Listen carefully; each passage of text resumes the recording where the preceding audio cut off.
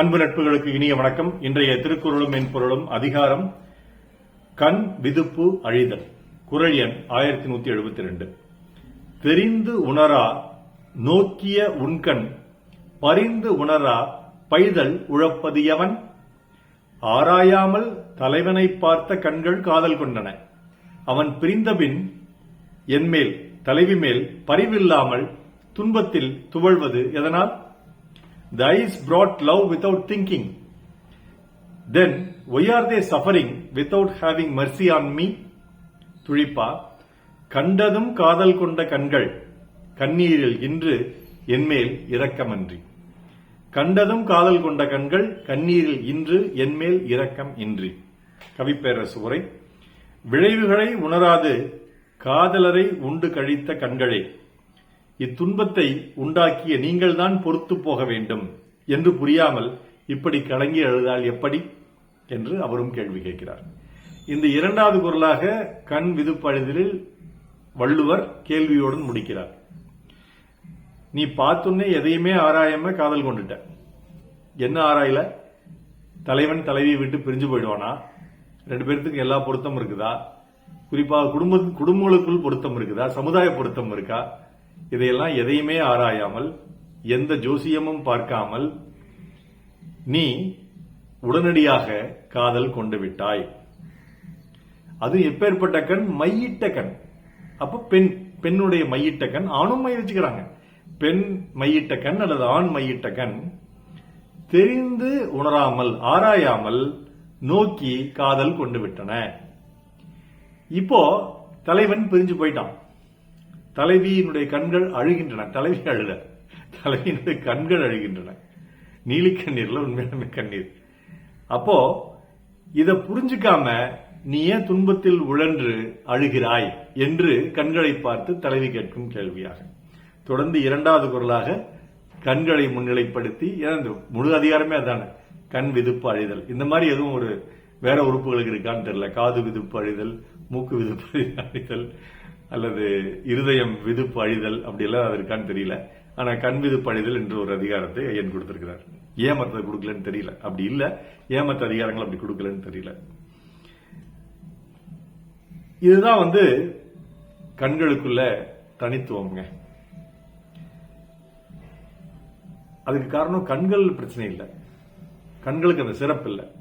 கண்களை சுற்றி இருக்கக்கூடிய கண்ணீர் சுரப்பிகள் அது எல்லாமே அட்ரினலின், அதாவது சிம்பத்தட்டிக் பாராசிம்பத்தட்டிக் என்ற இரண்டு நரம்புகளால் பின்னி பிணைக்கப்பட்டிருக்கின்றன.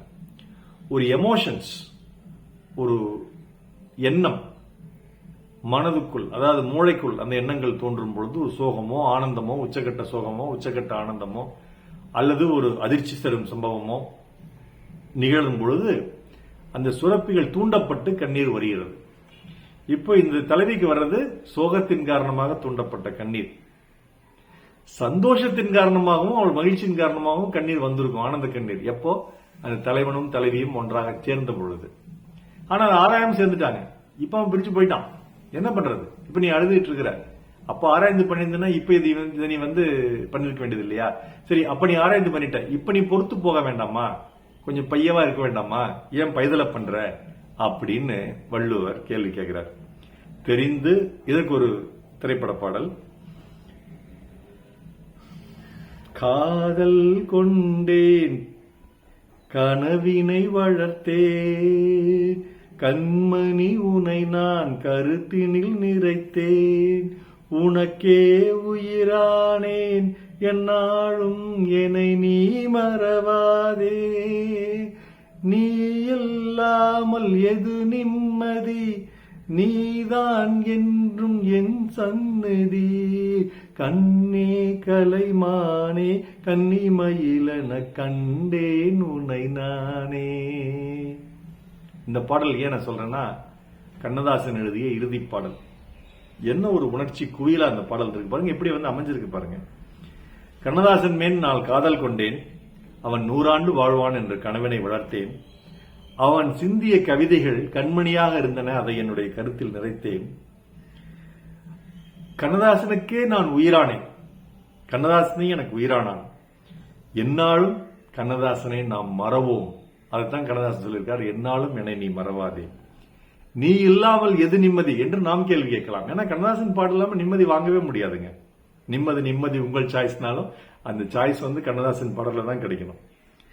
நீதான் என்று மேன் சன்னதி, கண்ணதாசன் அப்படிங்கிற அந்த ஒரு அற்புதமான கவிஞன்னா தமிழினுடைய ஒரு கோயில்.